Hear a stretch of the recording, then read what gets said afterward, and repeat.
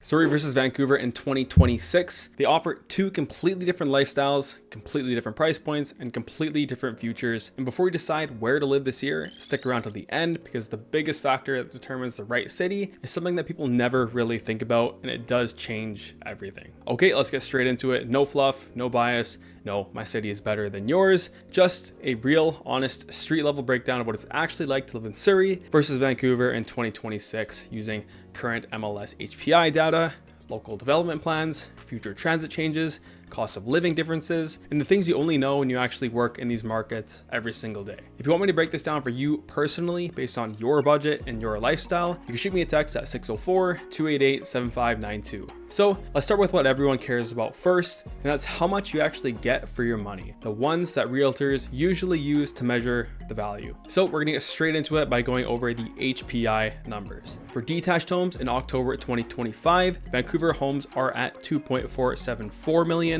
whereas Surrey are at 1.426 million. That's a rough price difference of about $1,050,000. That's a massive gap, and it really defines two completely different lifestyles. This is what it looks like in the real world. In Vancouver, 2.47 million usually buys you an older 1950s, 1970s home on a smaller lot with tighter neighborhoods, higher renovation costs, older electrical, older plumbing, less parking, higher property taxes, narrower streets, more noise, less privacy, walkable coffee shops, yes, but much less physical space, and a home that often needs updating the second you move in. In Surrey, 1.42 million usually gets you a 1990s to 2010 built detached home, double garage, bigger backyard, bigger driveway, more bedrooms, more usable space, newer roof, newer furnace, better natural light, more privacy, safer feeling streets, quieter communities, a little bit more curb appeal, and a layout that works for more families, not just chopped up small rooms. Same money, not at all, but two completely different universes. And here's the important nuance, because this is not a Surrey is better. This is what your 1.4 million and what your 2.4 million buys you in two completely different lifestyles. Now let's look at market movement, because this is the trend everybody is most interested in. Detached homes in Vancouver are down about 5.3%, whereas Surrey is down about 6%. What this tells you is that Vancouver's market is a little bit more insulated, whereas Surrey's market is a little bit more rate sensitive. So typically when interest rates go up, Surrey market reacts faster, and when interest rates go down, the Surrey market usually rebounds faster. So if you're someone who wants a more stable long-term home, Vancouver's slow and steady matters a little bit more. And if you're someone who wants upside, Surrey tends to move a little bit more aggressively. Moving on to condos, the condo HPI pricing for Vancouver was $748,000, whereas Surrey is at $532,000. That brings you to a price gap of about $215,000. The gap is sneaky because condos feel similar across cities. Here's what you actually get. In Vancouver, you can have smaller units, older buildings, higher strata fees, more walkability, better resale stability, better student and international demand, lower square footage for the price. Historically, the starter home often limited visitor parking, high parking stall value, and stricter strata rules. But in Surrey, you can have bigger units, newer buildings, better amenities, actual AC, lower strata fees, more families, better rent to price ratio, more pre-sales, more transit-oriented growth, more appreciation near SkyTrain zones, better interior condition in most buildings, and more investor-friendly options. In terms of the corrections, Vancouver condos are down about 5.2%, whereas Surrey condos are down about 6.8%. So the Vancouver condos are a little bit more stable, where there's young professionals, international students, and long-term investors, whereas the Surrey condo demand is more first-time home buyer driven, which means when rates spike, the market definitely feels it. Again, not good or bad, it's just why you must match your city to your goals. Next, we're going to move on to townhomes, and in October 2025, Vancouver townhomes were around 1.248 million, where Surrey townhomes are around 780,000. Brings you to a difference of about 470,000. Townhomes are the middle-class family home of today, not condos, not detached. And here's what makes this segment interesting. In terms of the townhome correction, Vancouver is down about 6.6%, whereas Surrey is down about 4.7%. This means Surrey townhomes did hold stronger. A lot of people will ask why. A lot of Surrey families can't afford detached. Immigration is strong. Families want 3 bedrooms. People want garages and yards, and townhomes are just kind of the sweet spot for that space and price. Meanwhile, Vancouver's townhome supply is highly limited, but so are the number of families who want to pay 1.2 to 1.4 million for attached living when the detached is 2.4. In Surrey, the townhomes are more the workhorse of the market. In Vancouver, they're still a compromise, but still expensive option. So next, let's move on to the cost of living. This is the part that hits you every single day. Numio 2025-2026 projections show Vancouver is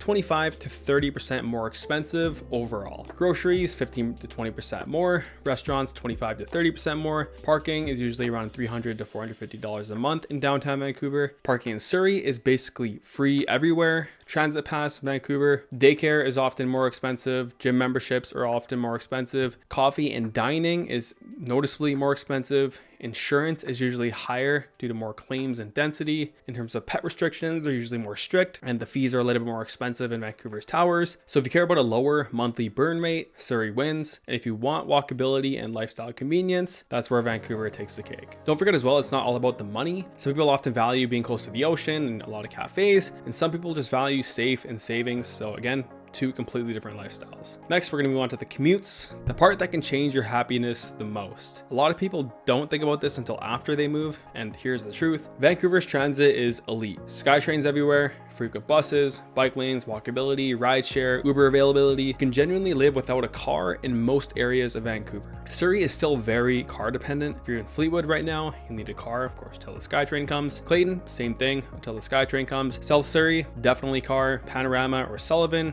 car. Fraser Heights, car. Guildford, it can be partly walkable, but it's still pretty car dependent. But the Surrey Lightning SkyTrain is going to change a lot, especially in Fleetwood and Clayton. And the cities do change as well once the transit arrives. You're going to get more development, more walkability, shops, rentals, jobs, density, appreciation, convenience, and less car dependency. So the honest reality is if you need great transit today, Vancouver is unbeatable. But if you're buying for 3 to 6 years ahead, Surrey will eventually feel like a little bit of a younger version of Vancouver's transit connected neighborhoods. Next, we're going to talk about jobs, and this is not as simple as Vancouver has all the good jobs. Historically, yes, Vancouver had the jobs: tech, finance, tourism, government, film, startups. But Surrey is shifting faster than almost any city in BC. So let's look at the actual developments. The new hospital in Cloverdale means thousands of medical jobs. The SFU Medical School in Surrey Central means long-term staff, students, admin, and healthcare ecosystem. Surrey Center's redevelopment, commercial towers, retail, offices, tech companies moving in because Vancouver is too expensive. And of course, with the transit expansion, transit always brings more employment overall. In terms of population growth, Surrey is one of the fastest growing cities in all of Canada. Developers tend to go where growth goes, businesses follow,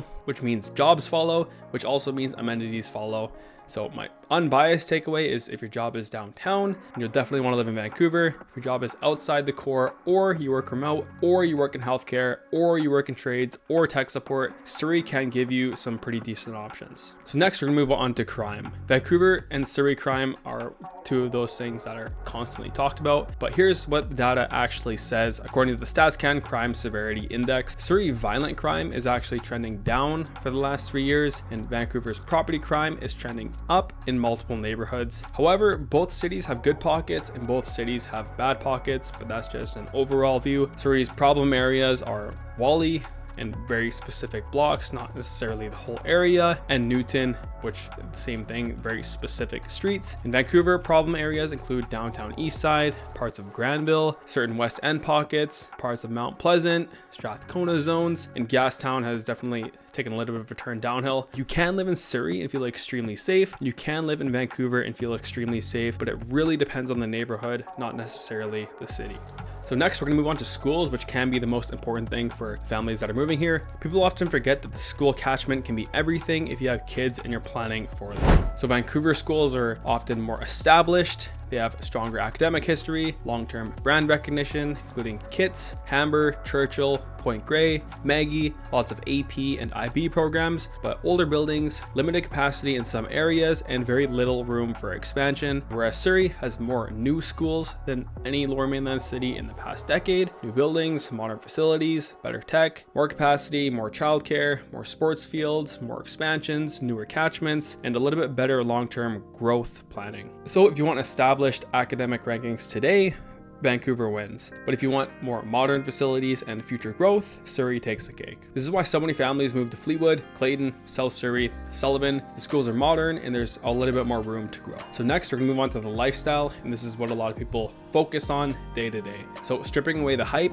Vancouver lifestyle is more walkable. There's tons of cafes, tons of restaurants, there's the ocean, beaches, the seawall, bike friendly, a lot more of an active lifestyle. However, there's some older buildings, more noise, more traffic, higher cost, but it is amazing overall if you like the city energy. Depending on the part of Surrey, it's going to be a little bit more quiet, more space, newer homes, bigger parks, bigger yards, less noise, more privacy, more families, lower cost substantially, a little bit more of a safer suburban feel if you're looking at areas like Fleetwood or South Surrey. However, you're going to be running into more driving. There is a lot more parking. There's more breathing room. Overall, you'll like it more if you prefer something a little bit more quiet. Again, neither lifestyle is better. They're simply just different. At the end of the day, it just comes down to how you live your daily life. Next, we're going to move on to investment potential. So let's break it down logically without any hype. In terms of investing in Vancouver, a lot of people will say it's high demand, high stability, a little bit lower yield, less cash flow, less risk, slower appreciation percentage, a little bit of a higher cost up front, more of a set it and forget it because the tenants are a lot easier to find and to keep, better long-term rental demand in core areas. In terms of Surrey,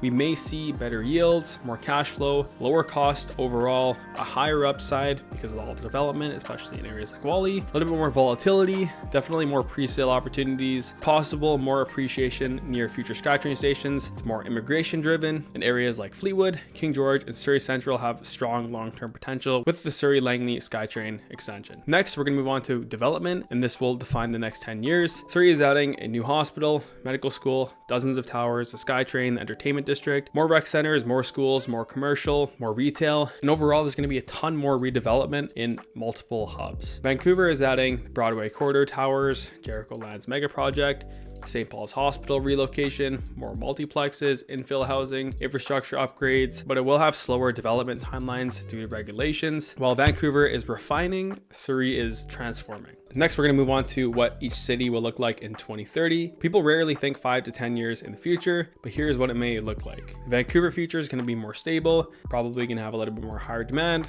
lower supply, more walkability, better transit, overall better global appeal. Prices might stay a little bit higher. Growth might be steady, but a little bit slower. Older housing stock is continuing to age, while the lifestyle remains premium and has very few big shifts outside Broadway and Jericho. In terms of Surrey, we're going to see more SkyTrain stations, more towers, more schools, more medical jobs, more commercial, more walkability near new stations, more density, more families, more immigrants, more transformation, more appreciation in certain areas, and more modern communities. And overall, it's just a younger, growing city. So 2 completely different futures. Next, we move on to the biggest buyer mistake and the reason you watched until the end. So here's the truth that a lot of people skip over. The biggest mistake people make when choosing Surrey versus Vancouver is they compare today instead of comparing their life. Not the market, not the hype, not the stereotypes, it's your lifestyle. So ask yourself, do you need walkability today? Do you want a yard? Do you want beaches? Do you want space? Do you want to pay less monthly? Do you want transit convenience? Do you want a newer home? Do you want a quieter life? Cafes, proximity to work, value upside, value stability? Do you need a 3rd bedroom? Newer schools? Do you want to host people? Do you want more peace? Do you want more energy? These are all very important questions. So the gist of it, it's not just about the city, it's about you. So if you found this helpful and you want help breaking down what city matches your budget, your lifestyle, and your long-term goals, again, you can text me at 604-288-7592 and I can walk you through it privately and we can figure out what's right for you and not just what the internet says. I'll see you in the next video.